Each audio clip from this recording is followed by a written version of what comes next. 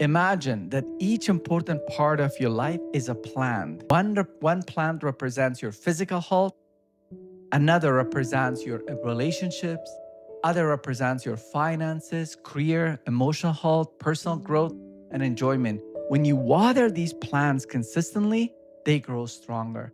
But when one is neglected for too long, it begins to weaken. Neglecting your physical health, for example, can lead to fatigue, illness, and many other problems. Neglecting your relationship can lead to loneliness. Neglecting your hobbies and enjoyment maybe may contribute to your burnout. Neglecting your finances can create ongoing stress. You get the point. But you don't need to water every plant equally every day. That's nearly impossible because we get overwhelmed if we take care of each aspect of our life. But no important plant can survive permanent neglect. And that's what self-care is all about. So what is self-care? When you hear word self-care, what comes to mind? Perhaps you imagine a vacation, spa, buying yourself something nice. Those things can be enjoyable, but self-care is much broader and more important than that. Self-care is the intentional practice of attending to the different area of your life that support your health, well-being, and ability to function. So in this video, I'll teach you 9 areas of your life that needs regular attention. Research has consistently shown that people who regularly taking care of their physical health, mental, and other area of their lives experience many important benefits. They tend to report greater life satisfaction, stronger resilience, better mental and physical health, and also a deeper sense of meaning and connection. Healthy habits, supportive relationship, and a strong sense of purpose have always been associated with a lower risk of illness and premature death. Although self-care cannot guarantee a longer life, the research suggests that caring for ourselves in a balanced and consistent way may help us not only live longer, but also healthier and more fulfilling lives. And later in this video, I'll attach a worksheet that simply audit your different area of your life in order to identify what is being neglected and which one you pay more attention. So let's get into this. Let's look at 9 pillars or life areas that contribute to a balanced and sustainable well-being. So what's number 1? Physical self-care. So what are you currently doing for your physical health? So physical health is the biological foundation of psychological well-being. So this includes regular movement, balanced nutrition, adequate sleep, medical care, and listening to your body. Physical self-care does not require a perfect diet or extreme workout routine. It may begin with 20-minute walk, drinking more water, preparing one nourishing meal, or going to bed a bit earlier to get 7 and 8 hours sleep. Ask yourself, what does my body need more right now? Pillar 2, mental and cognitive self-care. Your mind also needs exercise and care. Mental self-care includes reading, learning new skills, being creative, challenging unhelpful thoughts, and practicing more balanced thinking. When your mind says, I always fail, mental self-care may mean pausing and asking, is that completely true? What evidence am I overlooking? It also means being thoughtful about what you repeatedly consume.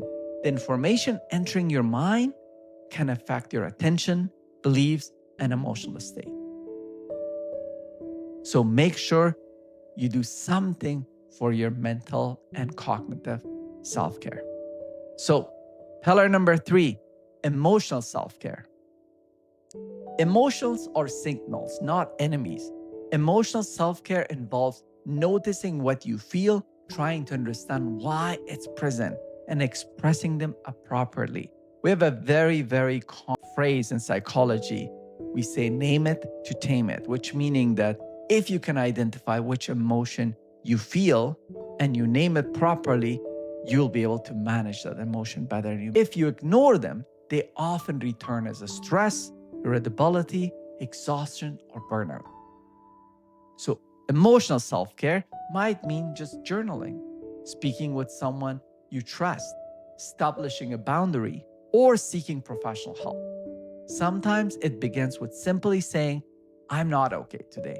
I need to understand what's going on. Pillar number 4, social self-care. Humans are social by nature. Supportive relationships are strongly connected with happiness, health, and longevity. Social self-care means nurturing the relationship that nurture you. It might involve calling a friend, spending uninterrupted time with your family, joining a community, asking for help, or having an honest conversation. It may also include reducing contact with relationships that continuously leave you feeling unsafe or depleted. Social self-care is about the quality of connection, not number of names in your contact list or your Facebook. Pillar 5, personal development. Growth gives us a sense of possibility. Personal development could include learning a skill, reading, reflecting on your experiences, developing emotional intelligence, or working toward a meaningful goal. Growth does not mean that you're currently inadequate. A tree grows because it's alive, not because it's ashamed of being a smaller tree. Pillar 6, career and professional well-being. Work occupies a large part of adult life, so meaningful work and continued learning can contribute greatly to well-being. But career self-care also requires boundary. When work consistently consumes the time needed for sleep, relationship, health, enjoyment, the whole system becomes unstable. Professional well-being is not only about achieving more, it's about creating a sustainable way to contribute without sacrificing every part of yourself.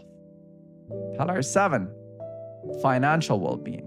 Money may not guarantee happiness, but financial instability can create significant stress. So financial self-care includes understanding where your money goes, creating a realistic budget, saving regularly when possible, reducing unnecessary debt, and planning for future needs. You don't have to solve your entire financial situation today. Just a small action, reviewing one bill, canceling unused subscription, or saving modest amount is still an act of self-care. Clarity is often more calming than avoidance. Pillar 8, hobbies and enjoyment. Pleasure is not optional in a balanced life. Hobbies provide restoration, creativity, and positive emotion. They remind us that we are more than our responsibilities. This might include art, music, gardening, sport, travel, crafts, or any personal project that brings satisfaction. You don't need to be talented at your hobby. It doesn't need to produce income, improve your resume, or impress anyone. You are allowed to do something simply because being alive should include moments of enjoyment. And finally, the last pillar, pillar 9, spiritual or value-based living. This pillar is about purpose, peace, connection, and living according to what matters most to you. For some people, it includes prayer or religious practices. For others, it may include meditation, yoga, time in nature, service, gratitude, or reflection. What values do I want my life to express? A life can look successful from the outside and still feel empty when it's disconnected from deepest values. So wheel with 9 spokes. I want you to visualize a wheel with 9 spokes. So the self-care audit, this is the part where I want you to practice. So now let's make this practical. Imagine that these 9 areas as the spokes of a wheel. When several spokes are weak or missing, the wheel begins to wobble.